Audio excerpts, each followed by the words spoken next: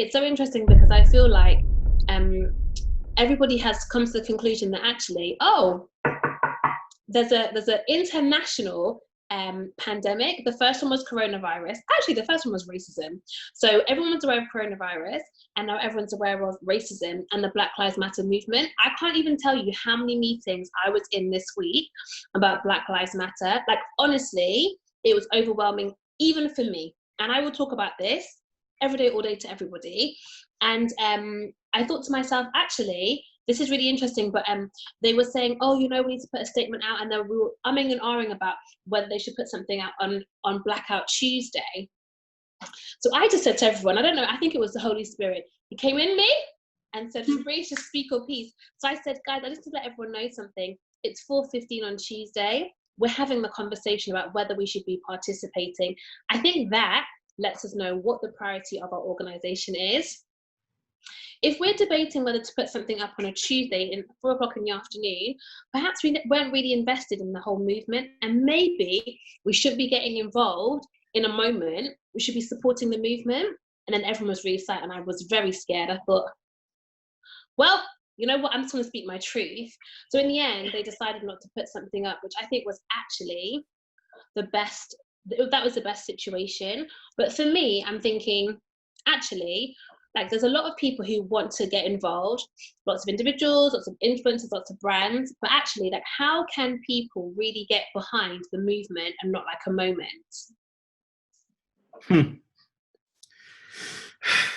Well, I mean, the movement for equality has always existed. Well, it's existed for as long as we can probably, in like our parents' lifetimes. It's always existed.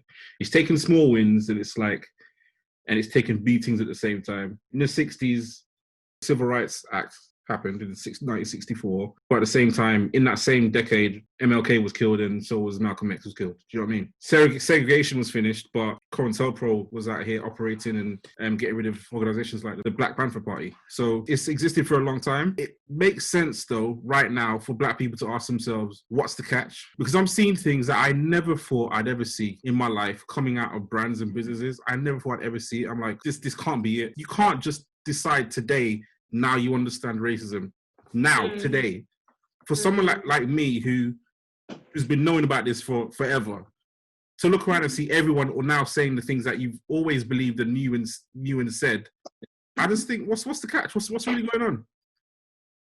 It feels it is a moment for a movement right now, but I think most of these businesses at some point they're going to go back to what they were doing before. So yeah, it's the difference between a moment and a movement, and it's hard, because I think you see a lot of things coming out, and sometimes you don't even know what the impact is long term. But even for me, like, I haven't really been on social media, and there's sometimes really like a feeling of like guilt, like maybe I should be up there like posting a lot, but in actual fact, not everybody needs to show. Everybody should do everything that they can, but I think sometimes you can show your support and offer support in different ways.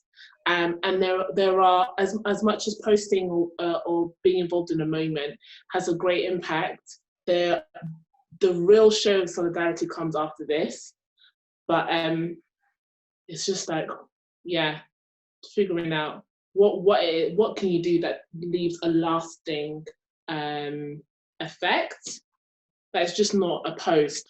In a few months, everybody's page will show that a few months ago, we're going through this kind of like a moment of realization that Black lives have not mattered to a lot of people, a lot of nations, government. I just hope that the momentum doesn't stop, and just figuring out what you do next. But even for me, like, it's just figuring out, like, what is it? What place? What is the next step? Apart from what you're already doing. So a lot of us are doing stuff in general life, trying to educate people, trying to be a voice where no one else is speaking up on behalf of Black lives. I think, but it's also obvious that we live, well, I know I live in an echo chamber because everybody that I've seen on Instagram is agreeing with me. And I know that's not real because I hear from other people that they're having arguments, like Steph's family or people that she knows from staff that are having arguments with people that they knew from school because they are saying, "Oh, all lives matter," and all that kind of stuff. I haven't seen a single person anywhere that's connected to me say that. Yeah, so, absolutely. I think so. So in my view right now, everyone's trying to is starting to look good. You know what I mean? Everyone's starting to act right. Companies are making a stand. Companies are not just posting an apology. That's usually what happens. Everyone's apologizing for saying something racist. People are now saying, "Oh, they understand." I just don't believe. It's just wild to me. I just don't believe that everyone can be all of a sudden changed so quickly. I just don't believe it. So it's definitely just a moment. We can make it into a movement. It can become a real movement. But right now, it's just a moment. We have to kind of not wait and see, because I think deliberate effort is needed now. But I think it is just a moment right now. It's funny because what you're saying about your in the echo chamber, I feel exactly the same way. Aside from work, my social life, my church life, and everything, with regards to this matter, I'm in the echo chamber, and sometimes it makes me feel like maybe I'll be shouting the same thing to the same people who are shouting it. And then it makes me wonder, should I then, do I need to widen my reach so that what I say has impact to those who don't actually already think the way I think? Is that my role? And maybe widening it is just being more vocal at work. Maybe that's just enough. That's a first step in that direction. But it's weird. It's true. It just reminded me that on that day, especially Blackout Tuesday, everywhere, WhatsApp, Instagram, like there was not anyone that. You think that's an example of it being a moment and not a movement? Because, like I said, the company that I work for, and I think in good faith, and to be honest, you know, I said that I was in all these meetings, and that's because myself and a colleague were really instrumental in setting up the diversity and inclusion group in our department, because it didn't exist before. So that's why I was involved. But you know, it was kind of like they were saying, "Oh, should we be involved? Should we not be involved?" And no one really seemed to understand what they were doing, but they didn't want to be caught out. So to go back to Lyndon's point about all these brands saying things, to be very honest, Pretty Little Thing, I'm not interested in you posting a black square, because it doesn't show me that you're doing anything serious. Now, you know, to be very transparent, Pretty Little Thing, I think, put out yesterday or this morning that they are now going to create a diversity board. Amazing. My question would be, are you going to stop using blackfish on your models? Do you understand? Like, there's levels to it, and there's like appropriation of our culture, and there's like a blackout square and Blackout Tuesday. And I think we just need to, I don't know, for me, I just feel like there's so many organizations out there. It just seems, like Lyndon, I feel like it's a trick. Yeah. I just feel like I've been hoodwinked. I feel like everyone's been told, all media outlets, every single PR agency, if you don't have a black square and you don't have Black Lives Matter in your bio, then you are going to be vilified, not just by black people, but by white people, and woke white people at that. But that's important, because, so firstly, the black square thing, I think, is the easiest thing in the world to do. If you couldn't be bothered to even put a black square, I don't know for you. I don't know what's going on in your head. But it was just a show of solidarity. The problem is they're going to get white people that think, because they've done it, racism is now cured finally, and that's it. You got to keep going, and that includes white people, not just. I mean, I don't expect white people to do much ever, but if you're going to pretend like you're alive, be one. More than one Tuesday. I have a few white friends, and some of them absolutely just get it. But if I'm completely honest, a lot of my white friends, and to be fair, like I said, I don't have a lot of white friends. I just don't. But the ones that I do have that I follow, and they follow me on social media, they have understood that Black lives have always mattered.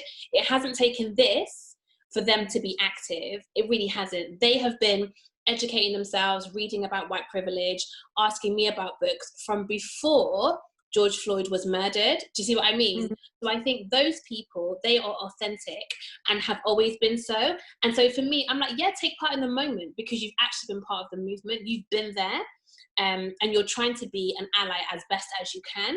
It's going to be limited, but like there are some, I can't sit here and say, oh no, everybody is being ridiculous and being very Eurocentric and just continue to be racist. Because I have to say, my white friends, the 5, they are trying, I think, as best as they can. And as one of them, I said this week, I said, you know what, you just get it. And she said, you know what, I don't get it, I'm trying. I'm just trying to understand and just trying to see what I can do to make a difference. Mm-hmm. And I'd rather rather than, oh yeah, Black Lives Matter, but you don't care about us. I think everyone with a brain can agree that police brutality is obviously wrong and it needs to stop, right? But the problem with that is us against the police. I don't know how we win that one, because I feel like everyone with power right now is not on our side. That's the sad thing. I think at the very least, it makes those who would act in that way think twice that someone may be recording them, and if not the fear of God, like saying like, what am I going to answer God? What am I going to say to Jesus? Yeah. What about what I'm doing? At least it'll just be fear of being caught. Even if they don't believe what they're doing is wrong in their heads, the fear of being caught doing something like that and that being exposed will deter some. And I know that's not dealing with the root issue, but I guess that saves lives in the short term while we get around to figuring out how do you win the battle with the whole police force. And it also makes you think, like, Black Lives Matter, I think, is obviously been brought up with regards to police brutality, but I think now you'll see other influencers, Jackie Aina and that, just stretching it across other things. Like, it's not only when it comes to fighting with police that we need people to protect and to realize that our lives matter. Our lives also matter in the workplace, and with representation, it matters across the board. Because I feel like some people may be able to see some non-Black people have an issue with police brutality anyway, and they have their issues with the police. But I think when we look at the wider like issue in terms of Black people being underappreciated, completely forgotten, it doesn't only, it's across the board, it's completely across the board, and was to see what other changes are made, and if they respond with the same vim to make those long-lasting changes. But yeah, no, with the police, how we win that fight, only God knows. But I think and maybe it's not a fight that our generation completely wins. Hopefully it is, but it's a step. Like, we can't be discouraged because we can't see the end. There are forefathers and generations before us made steps in the right direction that put us in the position to make that next step, hopefully to finish it, but if not, to make it that much easier for the next generation to complete it.